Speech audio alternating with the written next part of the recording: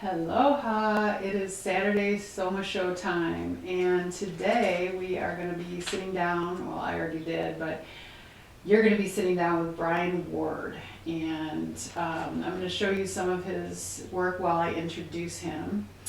These pictures will help explain a lot of what we'll be talking about later, but you'll see he takes part in the design, the build, and then the visuals that encompass all kinds of technology and lighting for events of all kinds, mostly music, and mostly here in MKE. So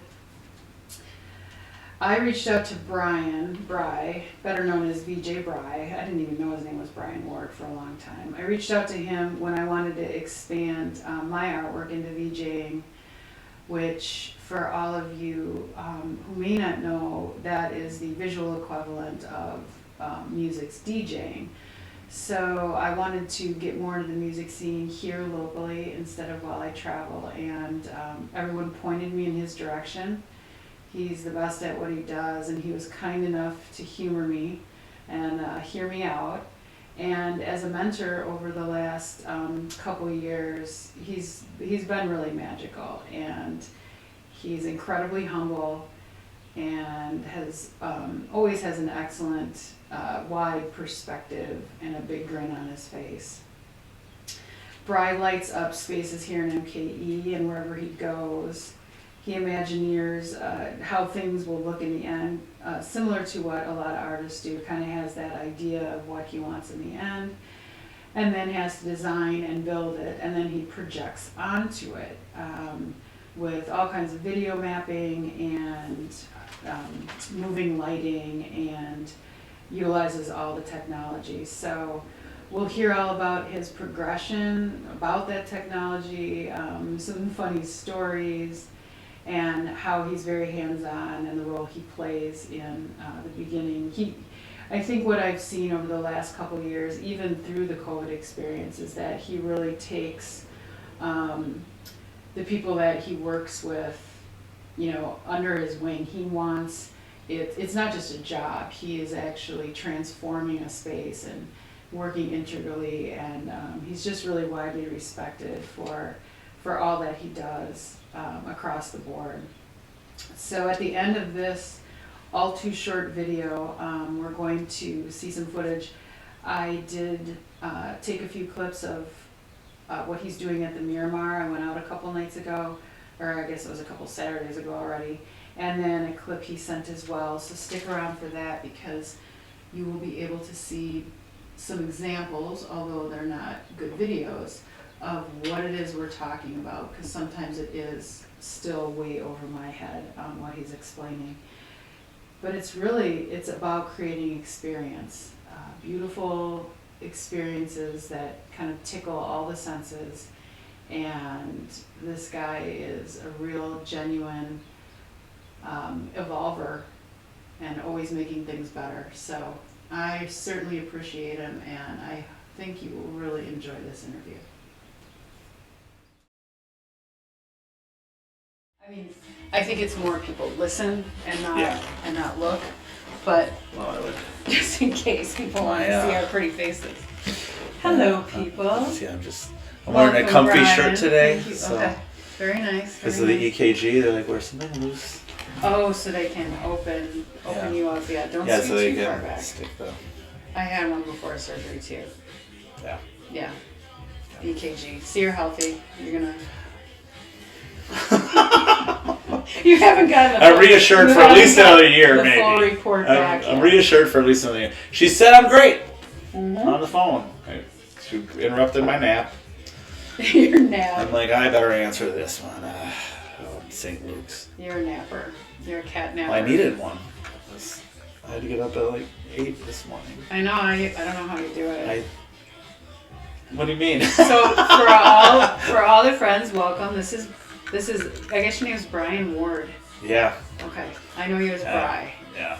And I went out. Most people. Yeah. BRYE is a VJ. We're going to talk about that and music and all sorts of things. But I actually went out and stayed out on Saturday, and I don't know how. I mean, that's why you take naps. Yeah, because you're up till 4 in the morning. Right. On accident or on purpose. Doesn't really matter. Mostly on purpose. It's half the time on you're purpose. working. Yeah. That's fun work. Is it work when it's fun? I don't know. It was pretty fun. I think it's fun, so. But, yeah. So, Maybe Bry, the first half of the night was working. well, and then all the panic situations, like lights coming on, or... So on Saturday, there were a few things that happened, one of which you had to extricate a drunken, not very good DJ off the stage, like save the day for everyone. Yeah. That was horrible. Yeah. And then, yeah, the lights like just turning on all of a sudden. Somebody flipped up a house light switch. Yeah. Took a minute to figure that out. Nothing like grocery lights at 1:30 in the morning, grocery store lights. Right. You know. And I think half the people there just thought it was bar time. Yeah. Yeah, I'd have been like, what the hell? I got another 45 minutes. I know. Come on. It was a fun Yeah, night, yeah, but so- I was tired the next day. I sprung into action and solved it. You were fast. I didn't know you could move that fast. You were just like, boom. Yeah. But it was good. I think fun. everyone was reassured because you always figure it out. So Yeah. Lots of love there. Yeah. For sure. So before we get into that, I want to learn about all the other things you've done in your life, because random things will come up and you'll be like, oh, I used to do that. I used to fix sewing machines. I used to It's fix weird, cars. isn't it? Yeah, sewing Yeah. machines. I still So what fix was your cars. progression of jobs?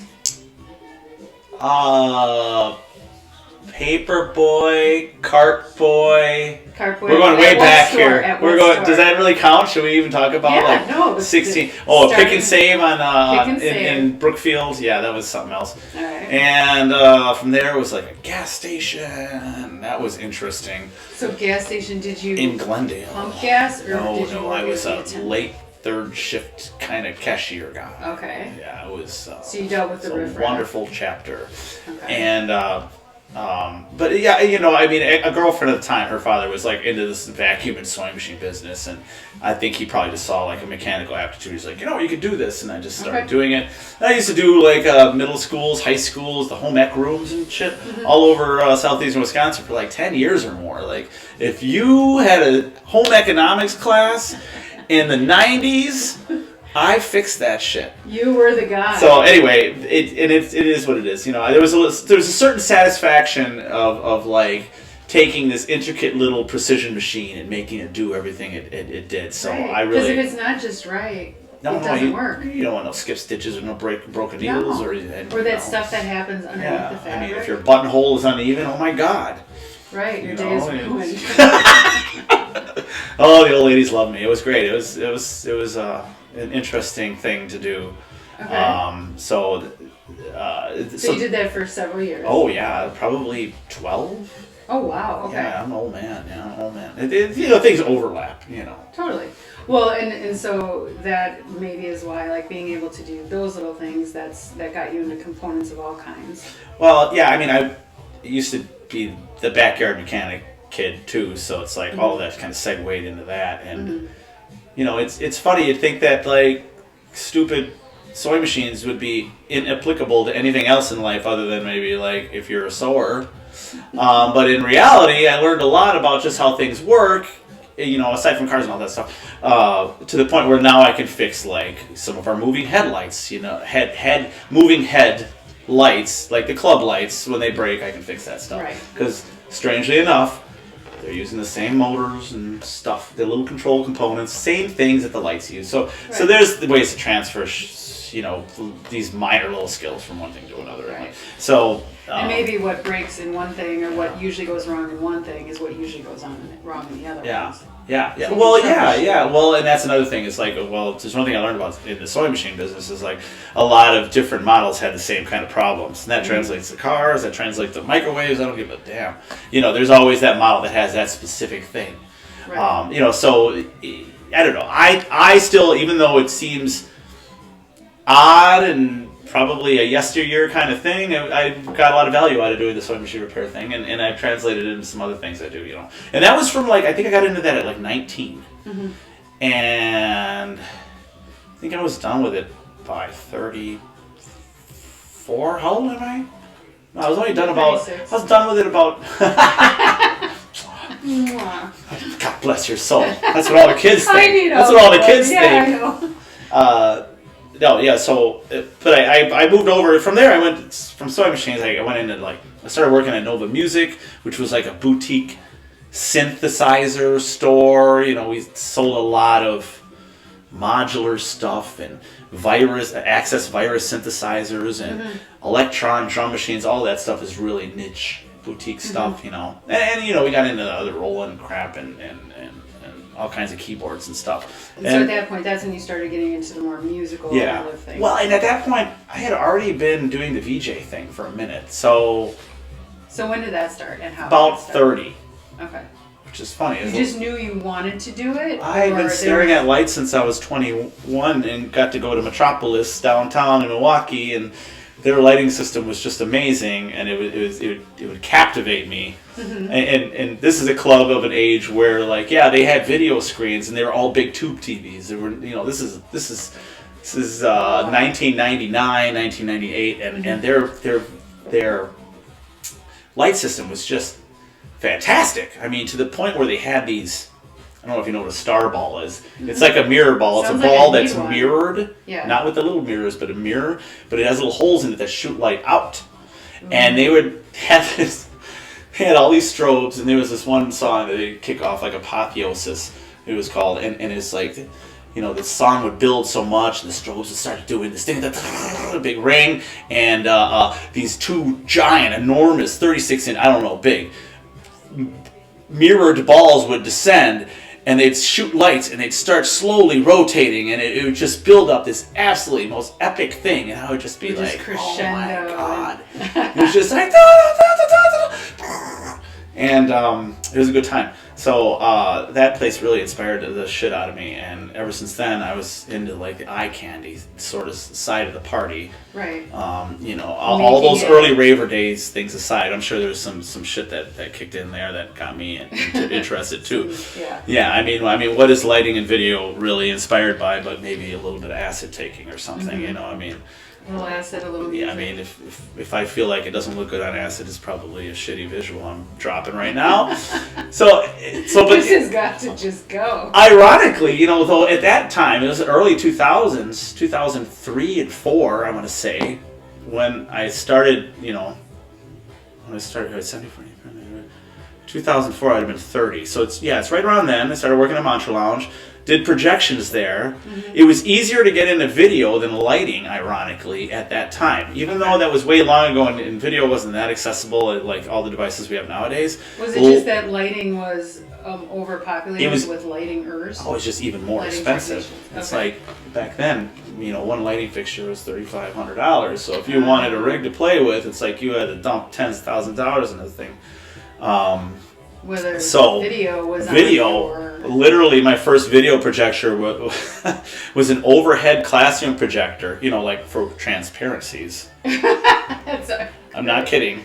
I only used it at home and at certain house parties in the beginning, but I also had this panel that you could hook a video signal into that was like an LCD panel you'd put on this projector so you can project actual video. So that was the first projector. Okay. So we've come a long way since then. And what were you projecting then? I had a whole bunch of loops. I was even using like some VCR tapes at that time. You know, I mean, the software was pretty rudimentary. I was still using Resolume back then, but we're talking about Resolume was really but look up Resolume 2.4 and tell me if it looks anything like we do nowadays. Right. But there were still some things about that software I miss. Some of the effects and the way it reacted is just outstanding. And I still have an old laptop that I think if I just put a little battery or two in that thing, I can bring up my nostalgic little VJ machine with old Resolume on it. There you go. So at Mantra Lounge, and that was about 2 years until they closed. That place was amazing.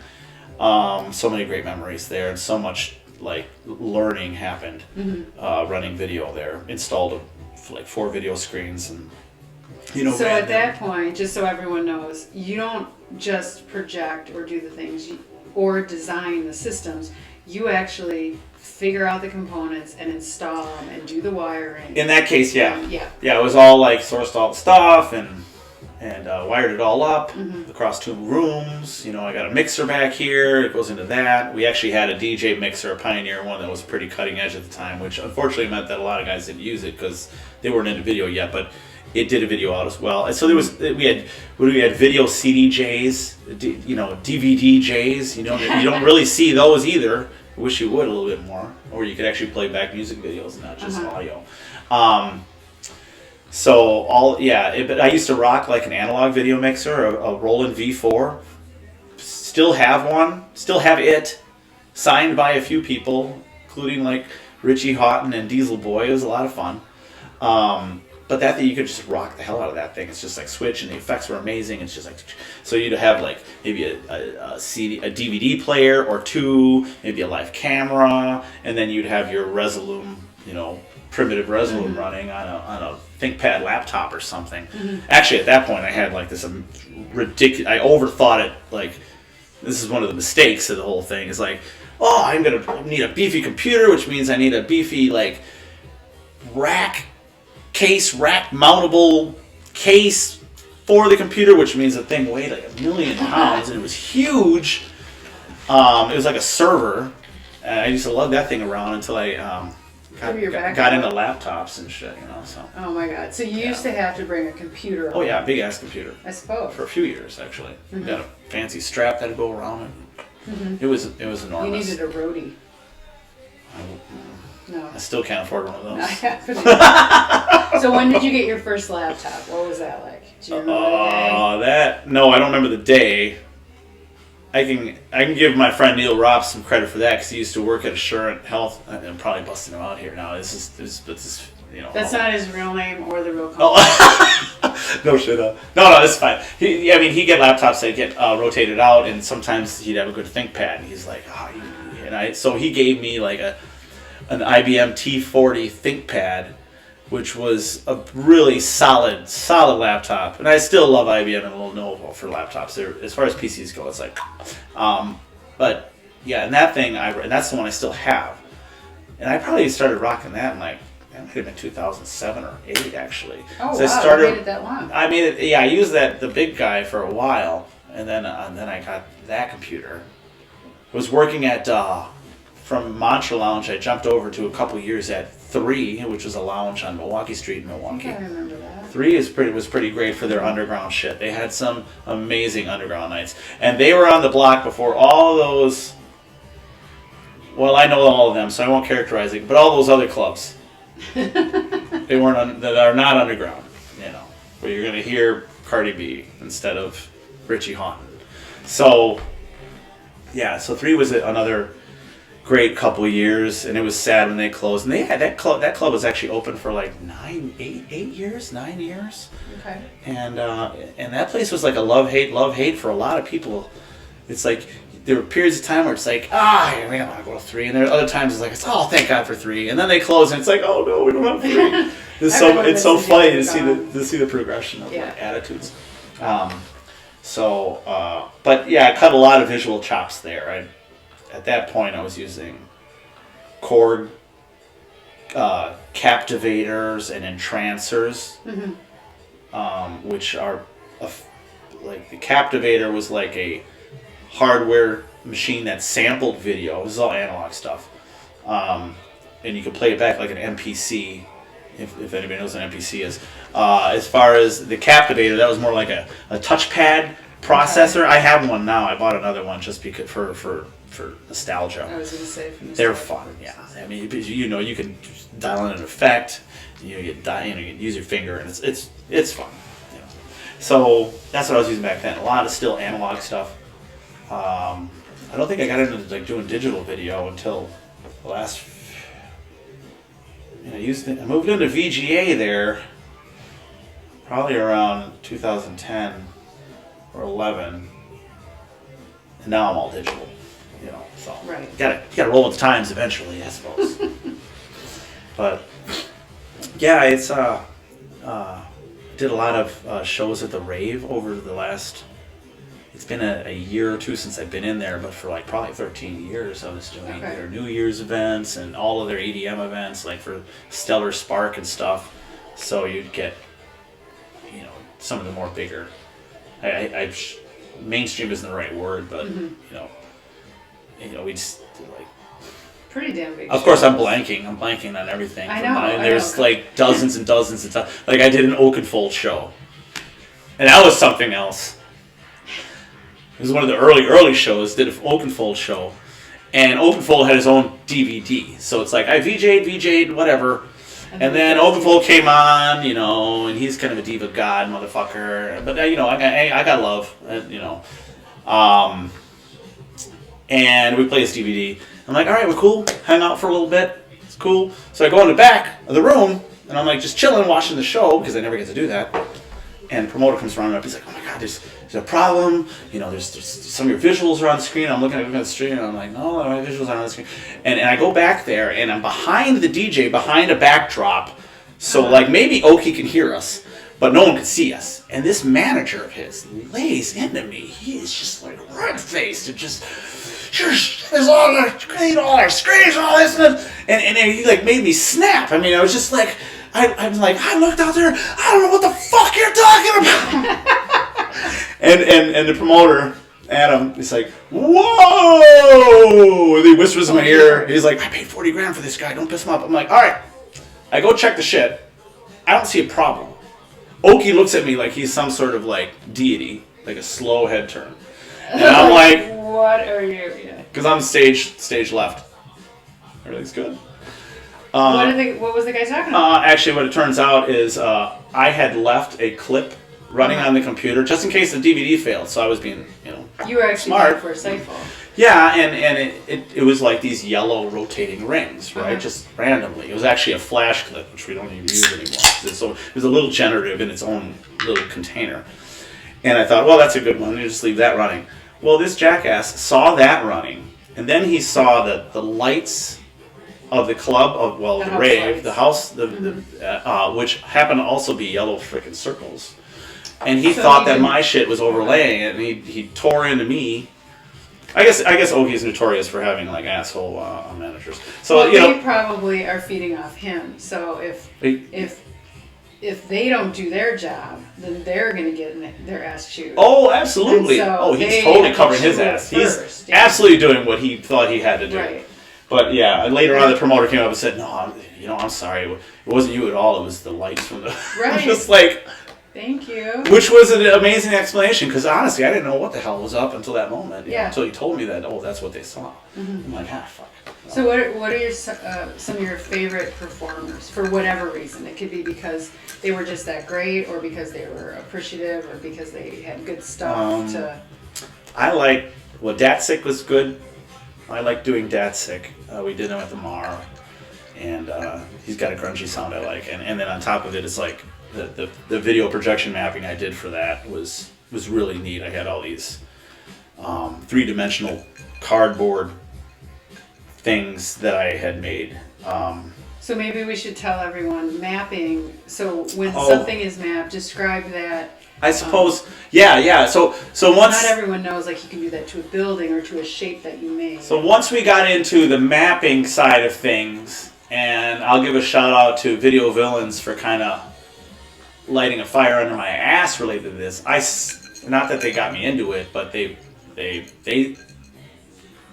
this is my take.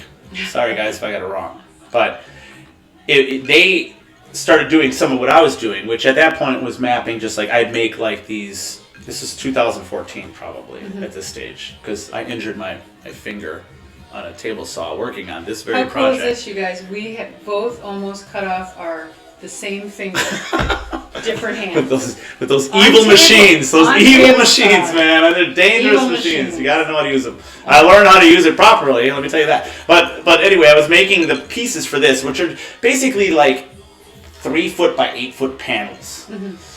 And I used fabric, and that was okay. But the beam would shine through, and you could see the frame behind it through the fabric. So that sucked. And that's how I kind of knew Video Villains were watching me because they did a similar thing and they had the same effect with the frame behind the fabric. Okay. So then I did some wood pieces, which ended up being too heavy. And ultimately, I took those same pieces. I just put some. I used extruded polystyrene. Okay. which is the plastic insulation shit they put on houses. And you paint it with the right projection paint. It's amazing. It's fragile, but it gives a good image. So yeah, I started doing mapping, and that was all at the Miramar, which is a small theater. So you have this like 25 by 40 foot stage, so you can really do there's a lot of real estate for a small or medium sized guy. Sort of limited by the equipment I had. I only had like one or two 6,000 lumen projectors, which are pretty great, but you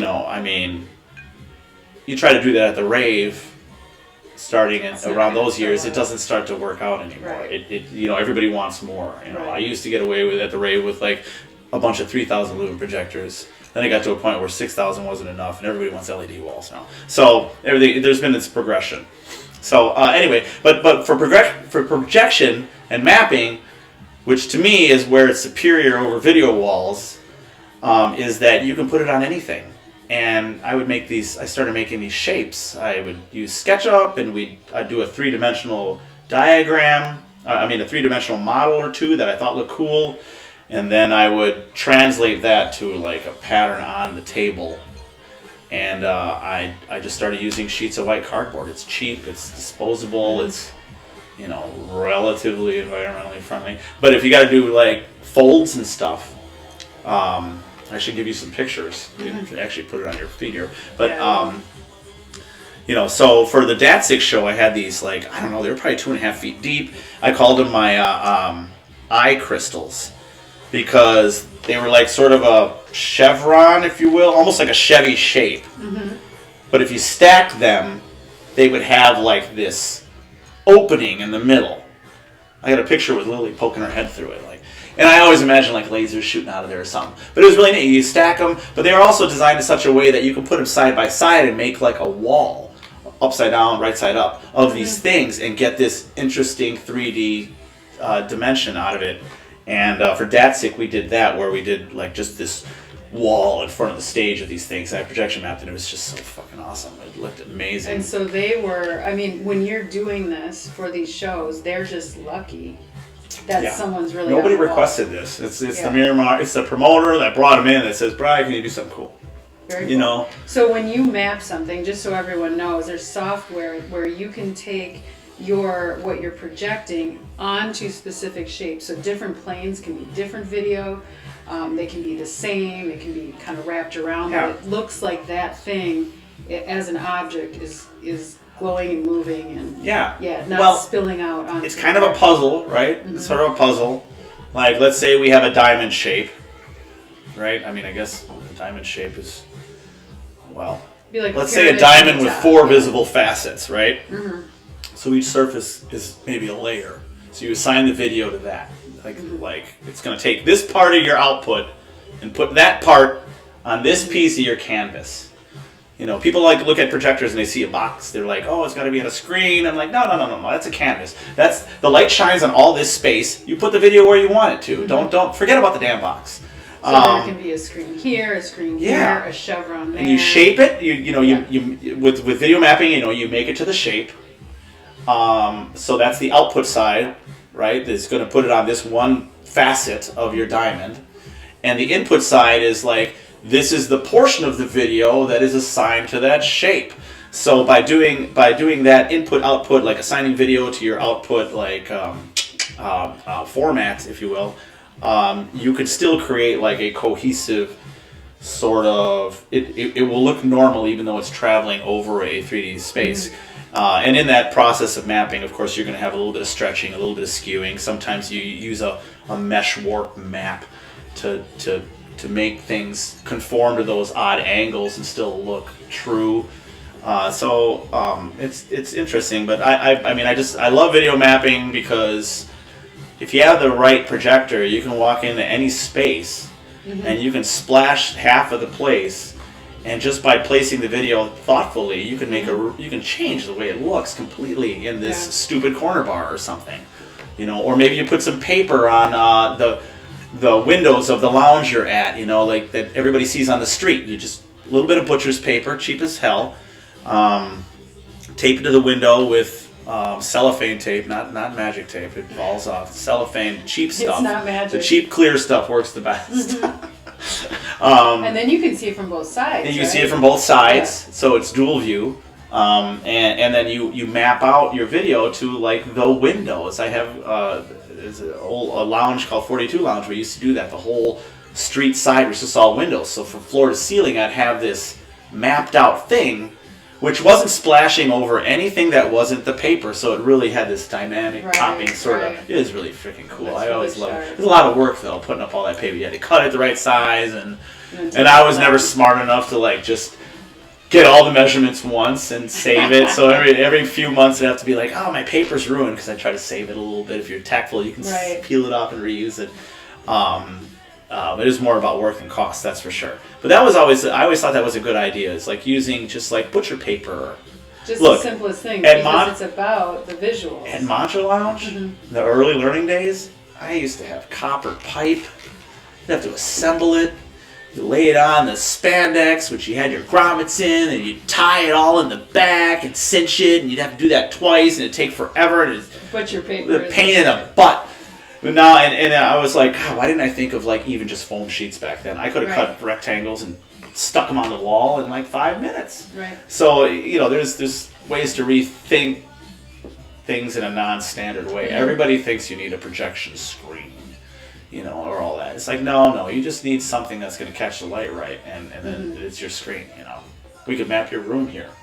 Well, upstairs would be great for mapping with all those angles. Oh yeah, sure. Yeah, and it's white.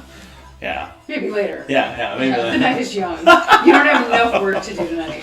Oh my God. Oh yeah, I know that. Yeah, so tell us a little bit about what happened. So I got to know BRYE. A very short backstory was I wanted to take my art and make it move and get into the VJing. So I asked around, and everyone said the same thing, that BRYE is the one to talk to. So Milwaukee. I gotta love small ponds, It's easy to be a big No, fish. that's not true. That's not true. You're very humble. It's so cute. You're very humble. So I find him on Facebook and just start messaging. And I think at first you're like, yeah, I'm busy, maybe whatever. But you were so gracious, and you actually have been like such an amazing help. And it's been totally fun. And I kind of, I'll be working, and then I'll forget some stuff, and I'll be like, oh, fuck, BRYE, help me with this. But so anyway, beginning by saying thank you, but that's how I got to know BRYE. And then also kind of wanting to get into the scene here in Milwaukee as opposed to just, when I travel. Yeah. So that's another thing you're introducing me to, which is pretty awesome. Yeah. And then I had my first VJing show, which was the last show at the Cactus Club. And then my debut was the next week, which I canceled because quarantine started. Right, yeah. So that, that's kind of what happened. It was a year ago, hey, already? That was already over a year ago. Over a year ago. So tell everyone what you did when everything that you were doing closed down. And you had a real job also. Yeah. You had the day job and... I was still doing the nightlife stuff. I was working Site 1A, a nightclub in Milwaukee here. That was, again, another wonderful chapter in the succession of nightlife venues I've worked at. So much love there. But I also had, I thought, I need to buy a house. You're getting old. So I got the day job, which was just a live event day job. And it was all right. I mean, it filled in some professional gaps. I'll put it that way. But I also brought a lot to the table, too, for them.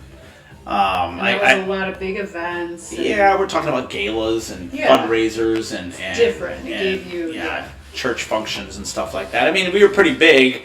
Potawatomi Casino, we'd take over the whole hall and we'd transform it, which, again, is kind of up my alley, right? Right. But, I don't know, COVID reminded me that not really into that rigid sort of setup as far as earning money goes. I don't like. I mean, it's hard to work for other people. It really is. I mean, I like working for some people, and I like treating the people I work with as peers. I hate that subordinate boss sort of dynamic that goes along with certain things where you feel like a cog at a certain point. It's just like, well, I mean, the boss says this is fun, but this is really kind of lame. So anyway, I mean, God bless that job because it got me some good unemployment and a time to reset I mean, I slept a little bit. I'll tell you, I won't lie. But halfway through this COVID season, you really start getting that itch. Right. I actually feel like I took a break there, and now I'm like, so.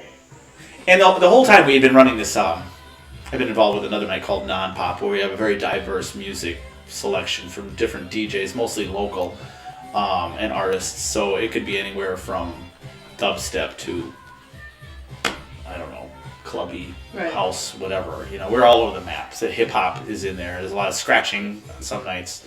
So. And wherever those were, you transformed. We transformed it. Yeah. We were at Bad Genie. Transform upstairs, downstairs, 3 with immersive projection mapping. I like transforming environments. It's kind of like my philosophy. It's like, if there's one thing I learned from working at the Rave, is some of these scenes can go way too far towards that idol worship kind of mentality. Yeah. I mean, it's kind of a grandiose way to put a DJ in, but effectively we're all in the crowd, we're beholding the spectacle with the idol in the middle of it, and it's just at a certain point I'm just like, this isn't the kind of party I really want to do. I want to transform environments. I want you to be a part of it. I want to put you in the party, not watch the party, so. And I mean, I always reference, and Mike, my friend Mike will love this, he'll know who he is.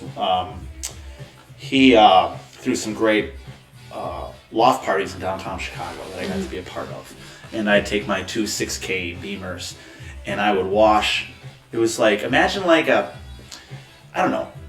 whole floor of a building. It's maybe 35 feet wide, all Cream City brick, maybe 120 feet long. So it's a long space. We got our DJs. I splashed the sides of these walls. I crisscrossed my projectors and I'd splash them to get the long ass throw. And then you video map it so that it fits and looks normal on the wall. But the whole place just changed. It's like you were in this vibe. And the best compliment I think I've ever had is that he said to me, he's like, you know what? When you're here doing this shit, everybody stays longer. Everybody is there longer. I would have to call it quits at 8 or 9 because I'm just like, ugh. The things are wearing off. I can't keep up anymore. And they're still going. He's like, man, I can't believe it. And I'm like, yeah, well, it had a good feel. It's like you just make this space feel like something completely different. And that's what we do with the NonPop. At This Is It, I do 3. I think I had 4 walls of projection there. I hit this wall, that wall, that wall, and the window behind me that people could see. Yeah, that was 3 projectors, 4 walls, all paper mostly, sometimes cardboard. So that was creating an environment. Same thing at Bad Genie. We did that. We did that wraparound kind of thing. I like putting visuals around the area that people are having a party, and I don't like them to just watch it in front of them. So I don't know if I digressed there at all, but that's basically my philosophy on projection. Is it really should. It's an immersive environment. It should create an immersive environment. Yeah, if at all possible. So then with COVID, you the non-pop thing. You transmitted it out. We space, started. You made your space. We started doing. I'm lucky enough to have a lot of space, so it's and I'm also lucky enough to have acquired this LED wall that was damaged, and I managed to repair 16 panels of this video LED wall. So we basically built a club in my studio, and we were streaming non-pop events every week until COVID started to break and we were allowed to go back into things. So that opened up a whole other world, the whole streaming thing. I mean, I was already pretty versed in production and all that to make it all come together. But now I set up the lights there. I set up the stream and we made it work, and it was pretty dope actually. We had some pretty quality stuff going on, and now to this day, even on Wednesdays. On our Wednesday night non-pops on Twitch, we stream every Wednesday. So you don't see what's going on in the bar necessarily because, if we got 10 people, I don't want to discourage people from coming out. Right. But we're all on the DJ. I got 2 or 3 cameras going through a V1 HD rolling video switcher. That splits off to some TVs in the place where they get to see the cameras of the DJs scratching maybe a logo of who it is in the venue, and then on top of it we're streaming out to the world on Twitch as sort of an attempt to say, hey, get in here, you know, get the full experience, you know, and all this. So it's kind of like an advertisement kind of attitude. Plus, sometimes we put that stream on the front too. I think a lot of people building. did kind of learn to embrace the whole virtual rave. I don't think it's going going to go away. Yeah. Right. So this is why not? You're there. That's one sort of the experience, but you're opening up to everyone. Yeah. I know. So why not? And that's and again, the non-pops, we're still doing projection mapping. We're in a really big venue now, so I mean, it's a good impact, but I wish we could do more. But I've only got so much equipment. All my old Beamers are getting old. I got to buy new ones, and they're expensive. Well, and right now it sounds like you've got some good people, some good owners backing you, and they're what you're doing Lots at of the work. Miramar.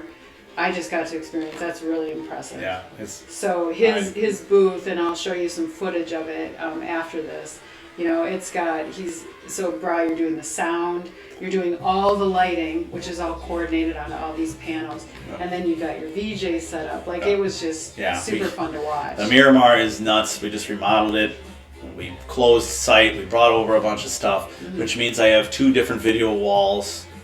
And then he does the ceiling. One of the video walls is on the ceiling. It's a lower 15 mil or something, lower resolution, but we got this like giant disco ball, and there's like this pattern of video panels up there. You know, this is like a 16-foot ceiling up there, so it's a sizable. And the spots. The fog and like I don't know how many moving heads we have there. Now there's 3 different kinds as opposed to a site where there's only one, so it's a lot more complex. There's like 25 of them or 24. I don't know. I forgot now. Yeah. So there's a lot more moving parts. It added so much. It's not. I mean, like the last DJ was great. Yeah. I really enjoyed it. Yeah.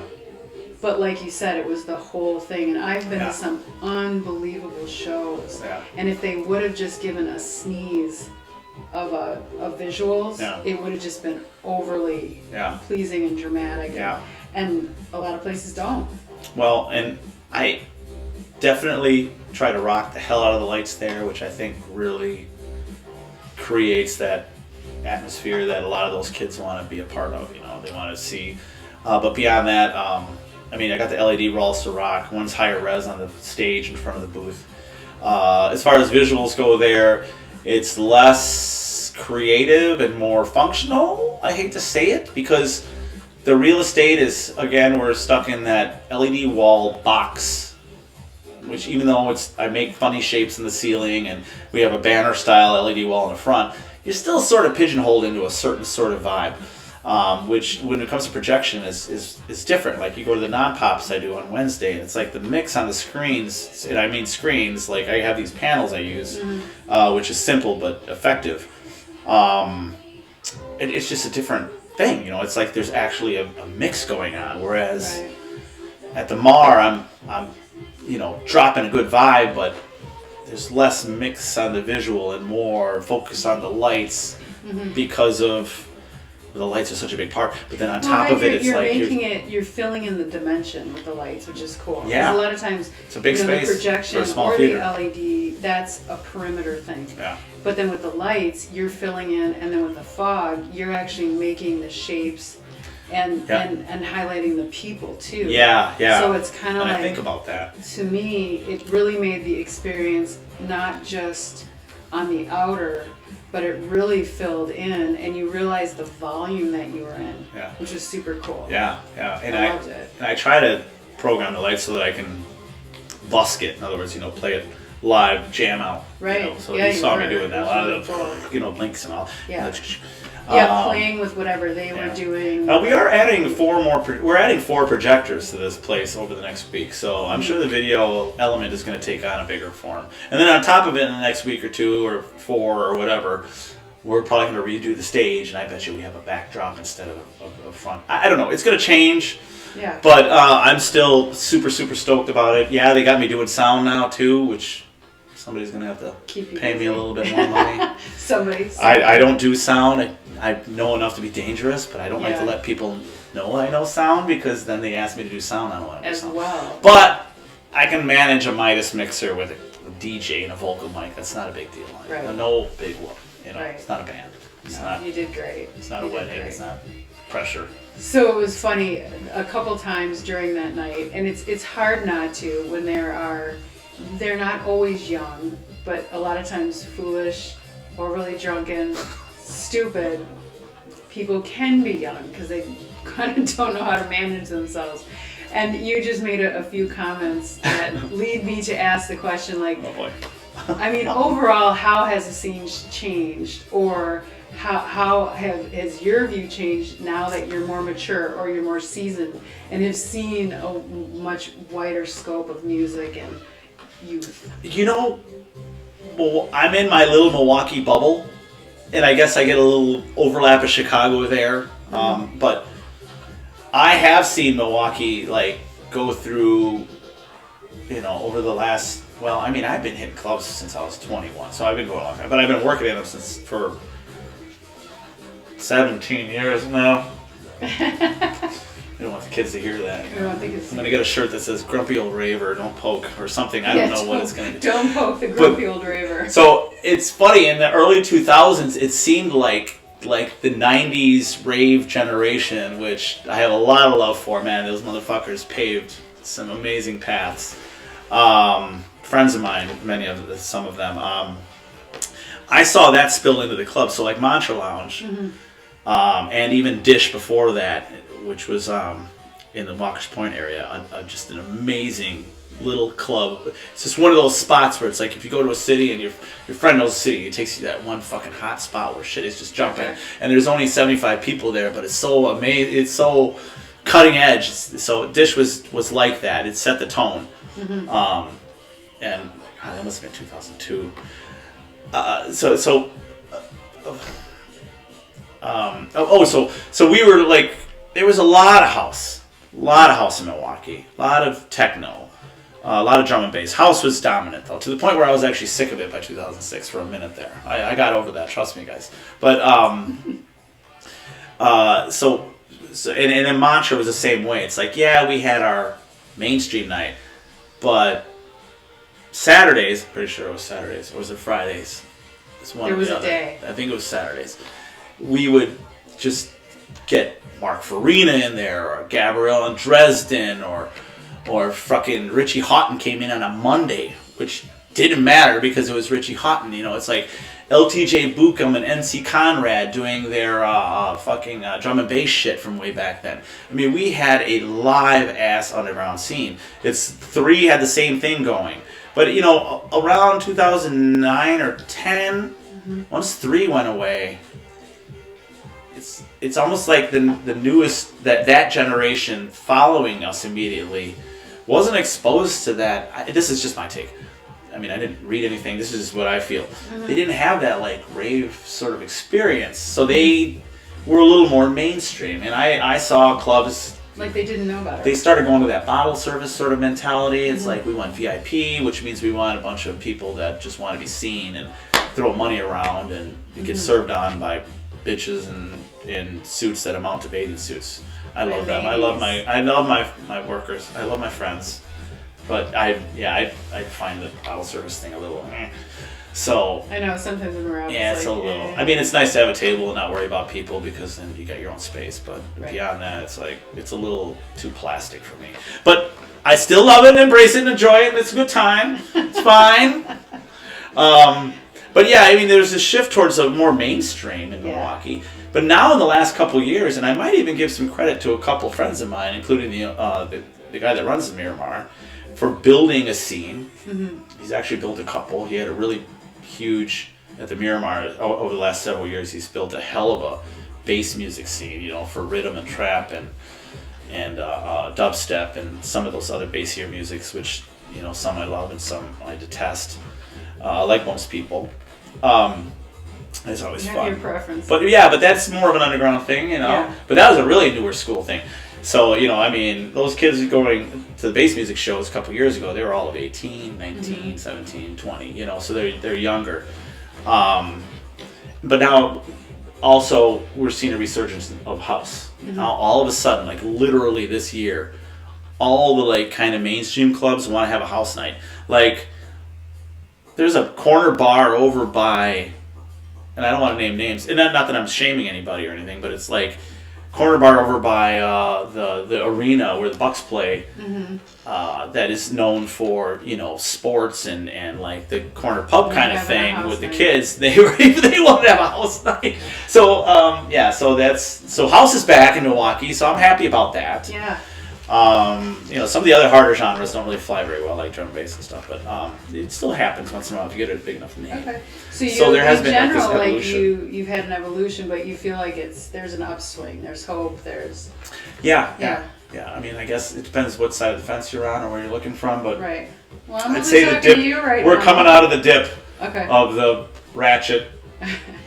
I mean, you know, I don't need to know every tune I hear. I'd rather not know it. I'd rather be new every freaking time. That's why Right. I love underground, is because it's like I don't attach myself to, you know, Freebird's on. I know all the lyrics. Yay! You know, kind of thing. You know, so.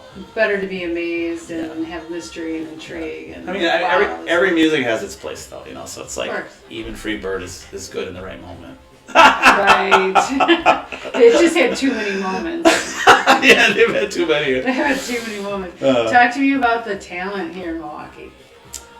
Like DJ. Well, okay, so. I mean, you are the talent. Visually, there are. I mean. What about the music? Because you see a ton of things coming through, and you know who's up and coming, and you know who's steady. We have some good new school people in the mix lately. And I say new. I use the term new school loosely because, you know, I'm not 25 anymore. But to me, you know, even that 30-year-old DJ is new school. But I don't really know how old they are. But like, you know, I don't want to drop names because I know I'm going to leave somebody out. But we got some great house people out there. You know, we even have a guy that does like a sad boy kind of thing that is like all emo, which is interesting to me. You know, I mean, it's a different vibe, but he gets his own crew. Like all these people just love, you know, what they're doing. So you feel there's a good diversity.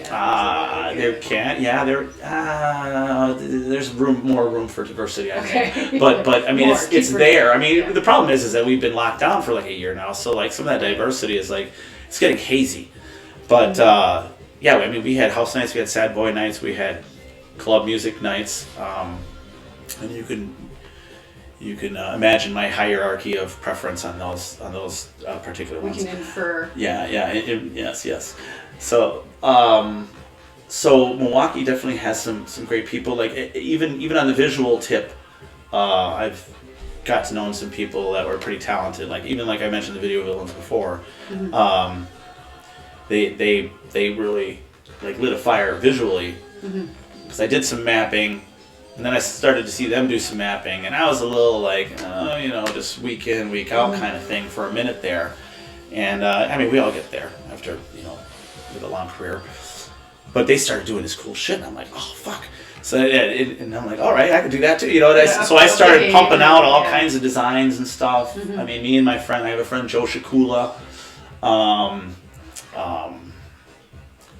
He goes by Omana Man, if you wanted to look him up. He's a very talented graphic designer and shit. You know, he's out in Vegas now and he works for MGM and doing all this stuff. But for a while there, he was helping with visuals and all that in Milwaukee.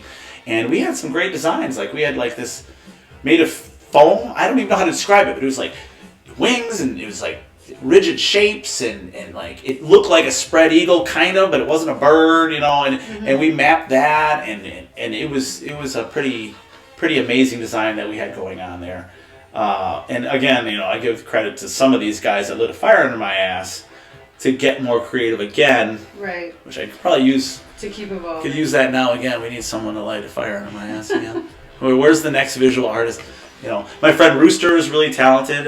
He's a little bit more on that, like, and I hope I get this right. My interpretation would be like that more trippy psy side of things. I don't want to say psy trance because he's really more into the bass musics and the newer musics and stuff. But the visual style he brings is I welcome it. He was actually at the Miramar a couple of weeks ago and he did all the video and I was like, oh, this is great. I can just concentrate on lights tonight and he's going to bring this different vibe, which I thoroughly enjoyed, you know, because it's just a little more psychedelic-y and world kind of geometry hippie sort of stuff. More. Psychedelic. Sorry, Rooster, if I got that wrong, but different than my like techno-y, like urban sort of looking abstract shape shit. I think my stuff will tend more towards what you're describing. Yeah, no, I think it would too. Yeah, organic. Yeah. And I have some of that. I just always end up on the, since I like those darker sides of the music spectrum with electronic stuff, it's like I always end up in the more minimal, abstract, urban, even darker, evil. Right. And you're such a nice guy. Depending on the vibe. It just balances you out. Yeah, right? This is where I let it out, right? Exactly. Either that or That's on some drunken DJ that shouldn't be on stage. These things happen. So on that note, what would be your, like if you could give, I'm not just saying it's the youth, but if you could give people entering a club or a venue or a festival etiquette, not rules, boundaries, or just like, because it does seem to be missing, and I know it makes us sound old, but I think we just had a certain respect, or there's just certain things you do or don't do. I just think I see a lot of, younger there's folk usually that are alcohol and drugs involved. Yeah, there's alcohol and drugs that involved. doesn't help. I mean, you should just. It's really common sense respect. I mean, a lot of the things we saw this weekend, like people jumping on stage. I mean, we shouldn't have to kick you off. You should just know that that's. Or standing up in a place that clearly you're not meant to stand, and you're too drunk to even stand on the ground. Right. Which is not only dangerous for the show, but it's dangerous for them, and it's dangerous for the venue. Because if stupid girl falls off of thing, it's her fault, right? But then if she hits her head on an LED wall and she needs 38 stitches and some surgery, all of a sudden it's our fault. So it's like, just mind your. I don't know. It's just. I don't. Overall, I just have a lot of younger people at the Miramar, and sometimes they like to cut loose, and just like everybody in life, everybody's a fool once in a while, and that's. And do you think everyone right now is just so overly exuberant and drinking so much? I actually know one guy that I work with doing installs and upgrading his stuff and his lights and his video in town. He's got 3 venues, and he's going to remodel one of them. And he's doing it like through July and August. Like you'd think, hot spot time. And his attitude is sort of like, you know what? Everybody's going to want to cut loose so bad that it's going to be a total shit show. Yeah. So I think this is probably a time to redo the place, reset, and maybe avoid. Maybe I'll not make as much money, but I'll not have to deal with this fucking nonsense. Right. So there is a little bit of that out there. I think the COVID thing is we're at a really weird place in the last year and even upcoming. So it's kind of altered trajectories to be sure, as far as like where things are going in Milwaukee, where I'm going, what people are feeling, how they're feeling, whether they want to come out. I think people are really, even I'm over it. Even I. Well, it was really good to be out last week. It was exhausted. Good to move. Wasn't it? Yeah. It was a good night, yeah. I was very impressed. Yeah, it was a fun time. It was really cool. Despite the debacles, that just added to the fun. Absolutely. So what do you want to get into next? Because right now you're heavy in the lighting again. Mm-hmm. The VJ, the visuals, that's always going on. You're always improving that. Yeah, that's not gonna go away. If anything, I've grown that a lot with the whole streaming and I have cameras. Even at Miramar, I have a camera on the DJ. Yeah. That I throw on the front wall with a little effect, and it looks cool, and everybody's like, "Whoa, that is so dope!" And I'm like, "It's just a camera." Yeah, you did. Anyway, a lot of comments. More mapping, I wouldn't mind doing more mapping. Okay. And actually, I think now that we're back at the Miramar, which I worked there for a number of years, but then Site, same owners, pulled me away to Site for 3 or 4 years, because I ran all the lights and video there, so I was sort of indispensable there. And then my little protege, Sierra, with lights and video, mostly lights, she was doing a lot of the Miramar stuff. Mm-hmm. And she'd fill in for me too when she was free. She's great. And she's doing things in Milwaukee too as far as lighting goes. Mm-hmm. So should we build stuff and map? I think we should. Okay. Being back in the Miramar, I was going to say is there is that opportunity to throw a projector up and do 3D. Right. In fact, you look at the stage now, and if it weren't for the beams behind the DJ, there is this giant blank spot back there. Which now, even after our setup is right now, and I'm always rethinking these things. You know, what would be better? We got this DJ wall on the front of the booth. I actually thought it was going to be too small for the stage, but it looks like it's perfect. So now I want to put it behind the DJ. Mm-hmm. And How about both? Well, yeah. I mean, if he wants to buy my LED wall at home, I'll put that in the front, But put the other one in the back. That'd be great. Aaron, you hear that, Aaron? Buy my wall. In front of the curtains on either side. That'd be another. Maybe there could be a cool shape there. Could be. We could build like chevrons. Or and I've thought of that. And I haven't done it yet. Okay, so that's going to be our project. That might be a thing to do. Yeah. Because I think we can build it, and then that way I can learn to map. Oh yeah. Again. Yeah. Plus I have a key to the place, so we can get in there at any time. Right. And just bang that shit out, see if it works and all that. Yeah, use that place to make the mess. And then no, actually, the Miramar is a wonderful artistic canvas. I've always thought that because it's not too big, it's not too small. You know, you can do big things in a small place. Right. Like, I mean, I work at the Rave, and that was a place where downstairs you got 1,000 people, upstairs you got 5,000. Right. So it's like if you don't have the real gear, you know, it's hard to pull that off. Right. Nowadays. It's expansive. And, you know, 13 years ago, throw a couple projectors up there, no big deal. Now that, you know, everybody expects more in production. Right. So I've watched the evolution. Mm-hmm. I've watched the gigs, like, peter off and not be every month, you know, and because all of a sudden all these, you know, DJs became the new band, and they got bigger and bigger, like Chainsmokers and shit. You know, I did a Chainsmokers show. I did a Chance the Rapper show at the Rave. I did a Skrillex show at the Rave. Avicii before he died. I still use Avicii content, and so do other VJs.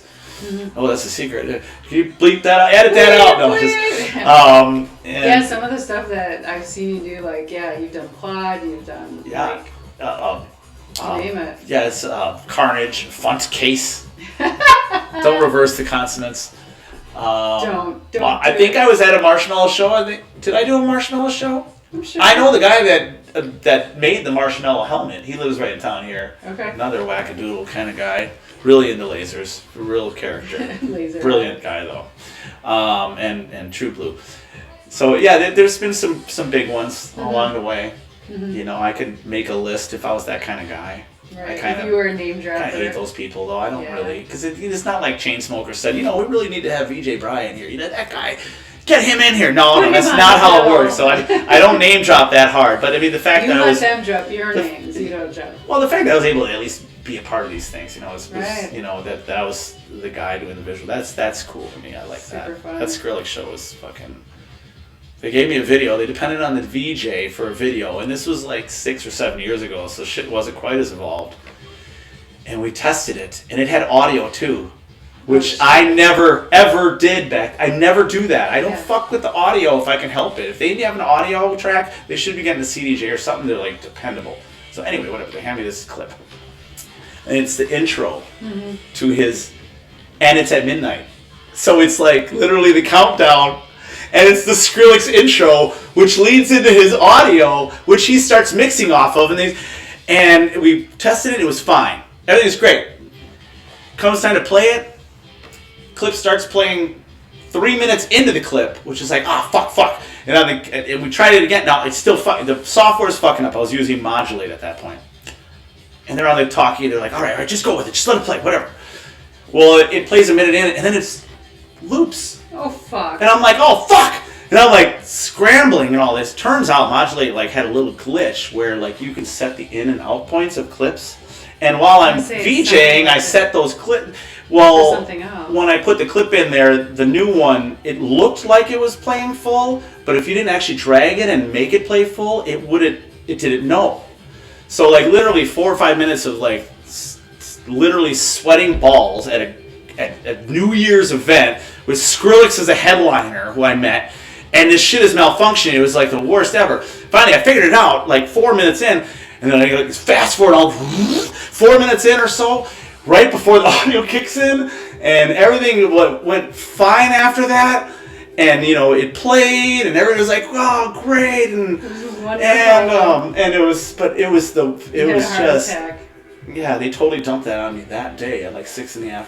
So I'm not sure that it was my fault. I mean, I feel like, Tiesto came through a few times, and one of his rider things is like, no laptop VJs because of this kind of thing. Mind you, 8 years ago. Now it's mainstay.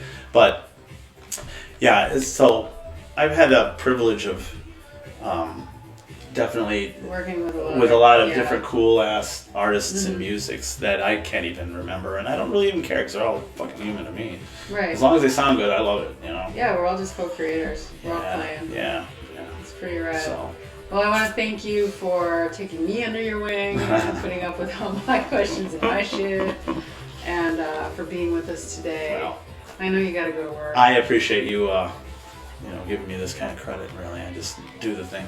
Do the thing. I just do the thing. It's super fun. So. You're awesome. Stop it. Stop it. No, I don't take compliments well. I don't No, want he doesn't. He pretends not to take compliments. No, he doesn't take compliments well. Thank you.